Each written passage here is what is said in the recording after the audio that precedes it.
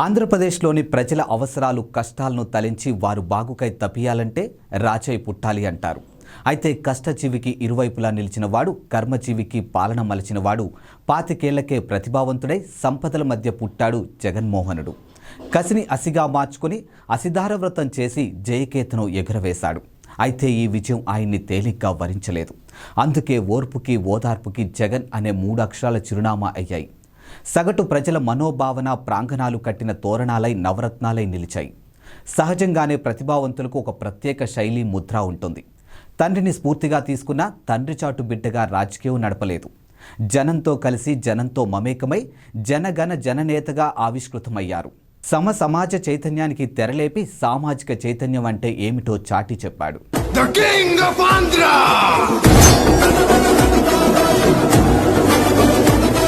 సేద్యంతో నిర్మించుకున్న ఈ ప్రజా ప్రభుత్వాన్ని కాపాడుకోవడం అందరి విధి. పరిపాలన అంటే ఆకాశ హార్మ్యాల నిర్మాణం, విదేశీ శక్తులకు ఆహ్వానం, లక్షల కోట్లు దోచేయడం అనే సంస్కృతికి వీడుకోలు చెప్పి అట్టడుగు వర్గాల సాధికారతే లక్ష్యంగా సాగిపోతున్నారు సీఎం వైఎస్ జగన్మోహన్ రెడ్డి. అయితే ఈ ప్రయాణం పూల పాన్పు కాదు. ఎన్నో అవరోధాలు, సవాళ్లు ఉన్నాయి. అయినా ఆత్మవిశ్వాసమే ఆలంబనగా సాగుతున్నారు. అయితే ఈరోజు ఆంధ్రప్రదేశ్ ముఖ్యమంత్రి వైఎస్ జగన్మోహన్ రెడ్డి పుట్టినరోజు.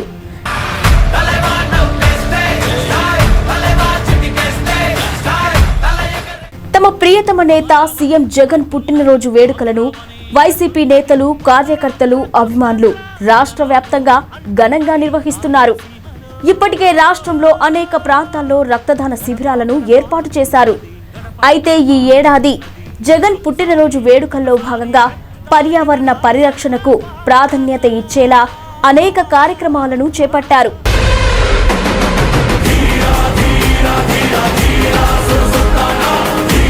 జగన్ ఆంధ్రప్రదేశ్లోని కడప జిల్లా జమ్మలమడుగులో దివంగత ఉమ్మడి ఏపీ ముఖ్యమంత్రి వైఎస్ రాజశేఖర్ రెడ్డి, వైఎస్ విజయమ్మ దంపతులకు జన్మించారు.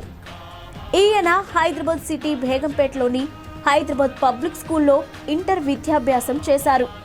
అయితే 2004 ఎన్నికల సమయంలో జగన్ కడప జిల్లాలోని భారత జాతీయ కాంగ్రెస్ పార్టీకి ప్రచారం చేయడం ద్వారా తన రాజకీయ ప్రస్థానాన్ని ప్రారంభించారు.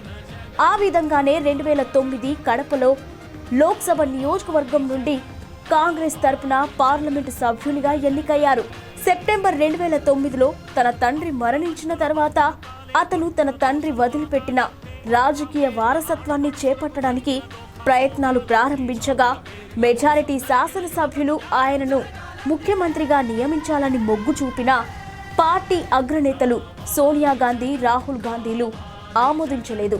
కాగా తన తండ్రి మరణించిన 6 నెలల తర్వాత అతను ముందుగా వాగ్దానం చేసినట్లుగా తన తండ్రి మరణ వార్తను విని ఆత్మహత్య, అనారోగ్యంతో బాధపడుతున్న వారి కుటుంబాలను కలుసుకోవడానికి ఓదార్పు యాత్ర ప్రారంభించారు.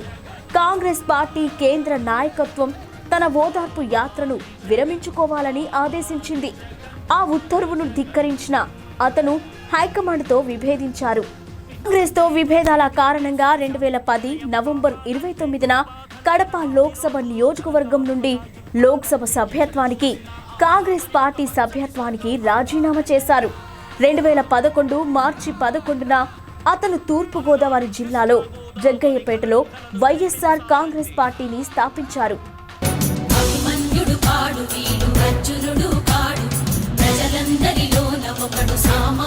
ఇక 2014 ప్రత్యేక ఆంధ్ర సార్వత్రిక ఎన్నికలలో తన రాజకీయ ప్రత్యర్థి చంద్రబాబు తెలుగుదేశం పార్టీ చేతిలో అతి స్వల్ప ఓట్ల శాతంతో పరాజయం పొంది ప్రతిపక్ష నేతగా అసెంబ్లీలోకి అడుగుపెట్టారు జగన్.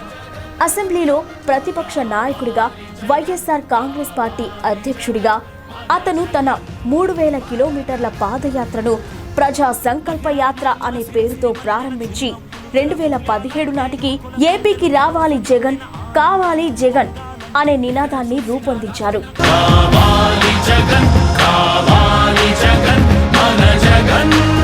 రాష్ట్ర విభజనకు సంబంధించిన విభజన హామీలను నెరవేర్చకపోవడం, ప్రత్యేక హోదాను ఇవ్వకపోవడంపై 5 ఏళ్ల పాటు టీడీపీ ప్రభుత్వంతో పోరాడారు. అనంతరం 2019 సార్వత్రిక ఎన్నికల్లో 175 శాసనసభ స్థానాలకు గాను వైఎస్ఆర్ కాంగ్రెస్ పార్టీ 151 స్థానాలు రికార్డు స్థాయిలో గెలిచి విభజిత ఆంధ్రప్రదేశ్ రెండో ముఖ్యమంత్రిగా వైఎస్ జగన్ ఎన్నికయ్యారు. అలాగే 2019 పార్లమెంటు ఎన్నికలో ఆ పార్టీ 25 లోక్సభ స్థానాలకు గాను 22 స్థానాలను గెలుచుకుని రికార్డు సృష్టించారు.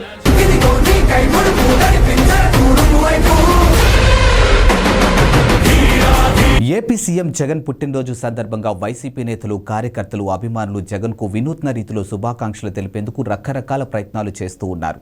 ఈ నేపథ్యంలోనే పేద, బడుగు, బలహీన వర్గాలకు జగన్ అండగా నిలుస్తున్నటువంటి థీమ్తో రూపొందించినటువంటి ఒక ఎలివేషన్ ఫోటో సోషల్ మీడియాలో వైరల్గాను మారింది. పిల్లలు మొదలు వృద్ధుల వరకు అందరి మధ్యలో జగన్ కూర్చొని ఉన్న ఫోటో ట్రెండ్ అవుతోంది. ఈ నేపథ్యంలోనే సీఎం జగన్ పుట్టినరోజుకు సందర్భంగా విద్యార్థులకు గిఫ్ట్లు ప్రదానం చేయనున్నారు. అల్లూరి సీతారామరాజు జిల్లా చింతపల్లిలో పర్యటించనున్నారు. 8వ తరగతి చదువుతున్నటువంటి 4,34,185 మంది విద్యార్థులకు 620 కోట్ల వ్యయంతో బైజూస్ ఫ్రీ లోడెడ్ కంటెంట్తో కూడినటువంటి ట్యాబ్లు ఉచితంగా పంపిణీ ప్రారంభించనున్నారు. ఇక చింతపల్లిలో ఈ కార్యక్రమంలో సీఎం పాల్గొంటారు.